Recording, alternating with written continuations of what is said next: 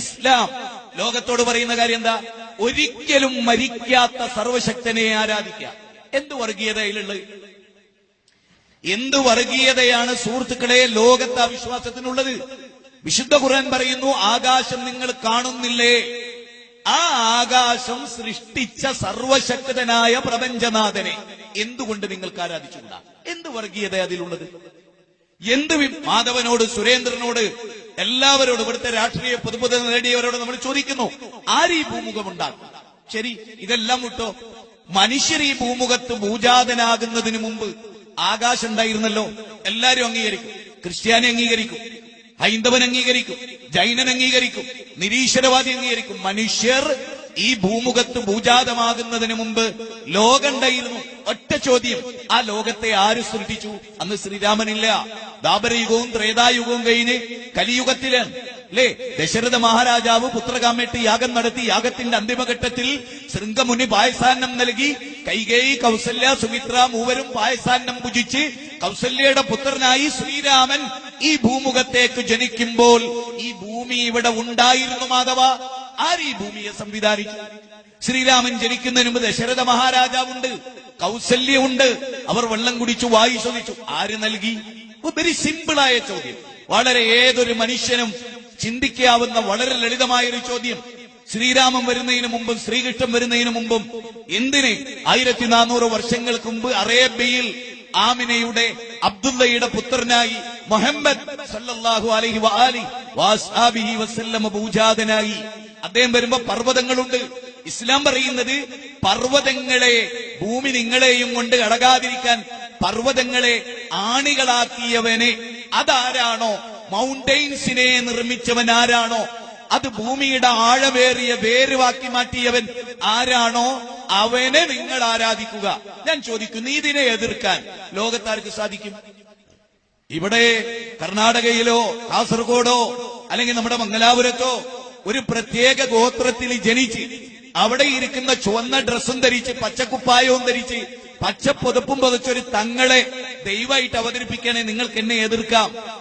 നേരെ മറിച്ച് ചോദ്യം, സെക്കൻഡിൽ 30 കിലോമീറ്റർ വേഗതയിൽ ചലിക്കുന്ന, സഞ്ചരിക്കുന്ന ഈ ഭൂമിയെ മാധവ ആര് സൃഷ്ടിച്ചു? അത് വിശാരിക്കാവിൽ അമ്മയാണോ, ഗുരുവായൂരപ്പനാണോ, കർണാടകയിലെ ദേവീദേവന്മാരാണോ, ഔലിയാക്കളാണോ, ആരാണ്? ഈ ചോദ്യം മനുഷ്യരോടാണ്, ബുദ്ധിയുള്ളവരോടാണ്. ആരാണ്? ത്വമേകം ശരണ്യം ത്വമേകം വരണ്യം ത്വമേകം ജഗത് കാരണം വിശ്വരൂപം ത്വമേകം ജഗത് കർത്തൃ പാതൃ പ്രഹർത്തൃ ത്വമേകം പരം നിശ്ചലം നിർവികൽപ്പം. മനോഹരമായ വാക്കാണ്. മഹാനിർവഹണ സ്തോത്രത്തിലെ മനോഹരമായ പ്രാർത്ഥനയാണ്.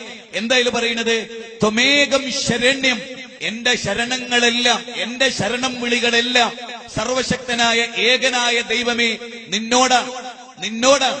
എന്റെ പ്രാർത്ഥനകൾ മുഴുവനും ഏകനായ ദൈവമേ നിന്നോടാണ്. എന്റെ ബലികർമ്മങ്ങളെല്ലാം സർവശക്തനായ ദൈവമേ നിന്നോടാണ്. നീ ആരാണ്? ത്വമേകം ജഗത് കാരണം വിശ്വരൂപം. നീ ഒരു പഞ്ചായത്തിന്റെ ദൈവമാണോ? അല്ല. നീ ഒരു ഗോത്രത്തിന്റെ ദൈവമാണോ? അല്ല. നീ ഏതെങ്കിലും ഒരു ജില്ലയുടെ ദൈവമാണോ? അല്ല. നീ ഒരു സ്റ്റേറ്റിന്റെ ദൈവമാണോ? ത്വമേകം ജഗത് കാരണം വിശ്വരൂപം. ഈ ജഗത്തിനെ മുഴുവനും, ഈ അണ്ഡകടാഹത്തെ മുഴുവനും, അതിലെ അനന്ത പരകോടി ജീവജാലങ്ങളെ മുഴുവനും സൃഷ്ടിച്ച ലോകത്തിന്റെ നാഥ, ഞാൻ നിന്നെ നമിക്കുന്നു. അതാണോ കർണാടകയിലെ ആരാധന? അതാണോ കേരളത്തിലെ ആരാധന? അതാണോ ലോകത്തിലെ ആരാധന? ആണോ? ലോകത്തെ മുഴുവനും സൃഷ്ടിച്ച ലോകത്തിന്റെ തമ്പുരാനെ ആണോ ആരാധിക്കുന്നത്? അല്ല. ഞാൻ പറയാം, കാസർഗോഡ് ജില്ലയിലെ ഒരു ഭാഗത്ത് ഒരു ഹൈന്ദവൻ ആരാധിക്കുന്ന ദൈവത്തെ അതേ കാസർഗോഡ് ജില്ലയിലെ കർണാടകയോട് ചേർന്ന് നിൽക്കുന്ന ഭാഗത്തെ കാസർകോട്ടുകാരന് പരിചയമില്ല. ശരിയല്ലേ അത്? അല്ലേ? തിരുവനന്തപുരം ജില്ലയിലെ ഹൈന്ദവ ദൈവങ്ങളെ കോഴിക്കോട് ജില്ലയിലെ ഹൈന്ദവർക്ക് പരിചയമില്ല. ശരിയല്ലേ സുഹൃത്തുക്കളെ? അല്ലേ? നിങ്ങൾ ആലോചിച്ചോ, നിങ്ങൾ എല്ലാവരും ചിന്തിച്ചോ, പരിചയമുണ്ടോ? ഇല്ല. എന്നാൽ ഒരാളോട് നിങ്ങൾ ചോദിക്കും, ഈ ലോകത്ത് സൃഷ്ടിച്ചതാരാ? അത് ഉടയ തമ്പുരാൻ, പടച്ച തമ്പുരാൻ, സർവേശ്വരൻ, ദീദീവികൻ, വിരാട് പുരുഷൻ, ഹിരണ്യഗർഭൻ, ലോകത്തിന്റെ നാഥൻ, തമ്പുരാൻ, റബ്ബ്, ദി ഗോഡ് എന്നൊക്കെ പറയുന്ന ഒരു സർവശക്തനായ പ്രപഞ്ചനാഥൻ.